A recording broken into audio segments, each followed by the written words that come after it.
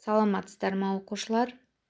Сіздермен бірге бүгін мен, Индира Елубайқызы, Ақтөбе қаласы 30-шы қазақ орта мектебінің қазақ тілі мен әдебиеті пән мұғалімі. Сабағымыздың тақырыбы Семей полигонының зардабы. Сабақтың оқу мақсаты әдеби сын, шығарма бойынша жазылған әдеби сын пікірлерге сүйене отырып, өзіндік сыни пікір жазу. Оқушылар, барлығымыз мәңгілік бала бейне әңгімесінің желісімен толықтай таныстық. Ендеше тақырыпты ашу үшін мына суреттерге қарап ой тізбектейік. Суреттер не дейді?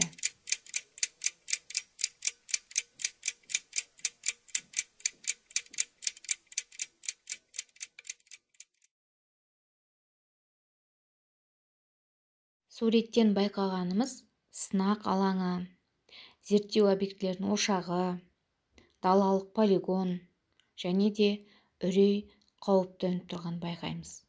Олай болса, мына бір бейнероликке назар салайық. Қазақстан өз тәуелсіздігіне бір тамшы қан төкпей қол жеткізген, әскери саясаттан бас тартып бейбітшілік жолын таңдаған ең жоғарғы құндылық адам өмірі деп санайтын ел. Кеңес одағының дәуірі өткеннен құпия деген белгімен таңбаланған талай жайттың сыры ашылды. Соның ішінде 20-шы ғасырдың қасіреті саналатын мыңдаған қазақстандыққа зардабы тиген Семей полигоны туралы да бар шындық жария болды. Поле опустело, на небе редкие облака. Ничто не нарушает тишины раннего утра. Все готово к испытаниям.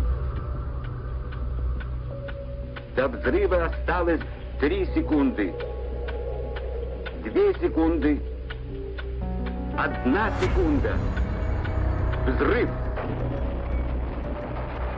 Семей полигонын құруға ақш әскери күштерінің Жапонияның 2 қаласы Хиросима мен Нагасакиге атомдық бомба тастауы түрткі болды.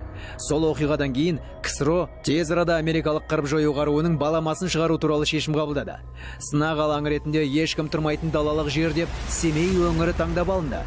Ал шын мәнінде ол аймақты сол кездің өзінде 1,5 миллиондай адам мекендейтін. Семей ядролық сынақ полигоны дүние жүзіндегі жарылыс өткізуге арналған ең үлкен алаң болатын. Ол жерде сыналған ядролық зарядтардың жиынтық қуаты Хиросимаға тасталған атом бомбасының қуатынан 2,5 мың есе асып түседі екен. Сынақ жер бетінде де, ауада да, жер астында да жүргізілген. Полигонның маңындағы зардап шеккен аумақ 300 мың шаршы шақырымды құрайды. На нашей территории в то время размещалось 104 межконтинентальные баллистические ракеты. Ол уақытта біздің жерімізде 4 бірдей құрлық аралық ядролық зымыран орнатылған еді. Батыста оны Әбіліс деп атайтын. Осы зымырандарға 1400 ядролық оқтұмсық бекітілді. Біздің аэродромдарымызда 370 қанатты ядролық зымыраны бар 40 стратегиялық бомбалаушы авиация шоғырланды. Бұл Франция, Ұлыбритания, Қытай елдерінің ядролық күштерін қоса есептегенде асып түсетін күш қуат еді. Барлығы 456 ядролық және термоядролық жарылыс жасалды. Соның 116-сы атмосферада өткізілді. Тәуелсіздік алғаннан кейін 91 жылдың жазында Қазақстан өте жауапты және маңызды шешім қабылдайды. Полигонды жауып, ядролық қару-жарақтың бәрінен бас тартуға бел байлайды. Бұл халық пен тұңғыш президенттің қалауы еді. Сол кезде бүкіл әлем дүр сілкініп, 2 лагерге бөлінді. Бір тарап күшпен билік беретін осындай қуатты қарудан қалай бас тартуға болатынын түсінбей, таң қалса, екінші жағы бұл әрекеттен мәрттікті, жалпыға ортақ бейбітшілікке ұмтылуды, ядролық қаруы бар өзге елдерге өнеге болатын үлгі көрді. 29 мамыз Семей полигонының жабылған күні антиядролық күн деп белгіленді. Сарапшылар бұл бастамалардың бәрі өте маңызды, алайда жеткіліксіз деп санайды. Өйткені Қазақстан әзірге ядролық қару-жарағынан өз еркімен бас тартқан алғашқы және жалғыз мемлекет болып отыр.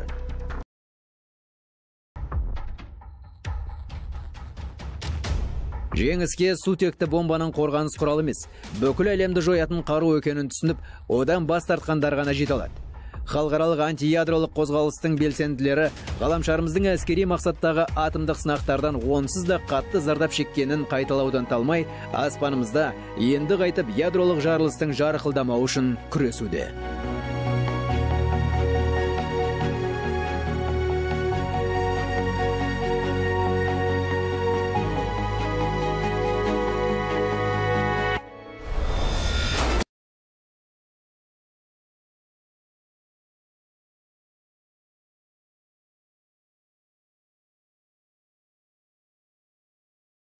1989 жылдың ақпанында Семейдегі атом полигонын жабу үшін күресті бастауға ұйғарған Невада-Семей қозғалысының алғашқы митингісі өткізілді. Оны басқарған белгілі қоғам қайраткері ақын Олжас Сүлейменов. Сол жылдың 6 тамызында Семей облысының Қарауыл ауылында ядролық қаруды сынауға мораторий жариялау жөніндегі ұсыныс айтуға үндеу қабылданды. Үндеуде былай делінген болатын: сайын даламыз ядролық жарылыстардан қалтырап бітті. Сондықтан да одан әрі қарай үнсіз қалу мүмкін емес. 40 жыл ішінде бұл арада мыңдаған Хиросималар жарылды.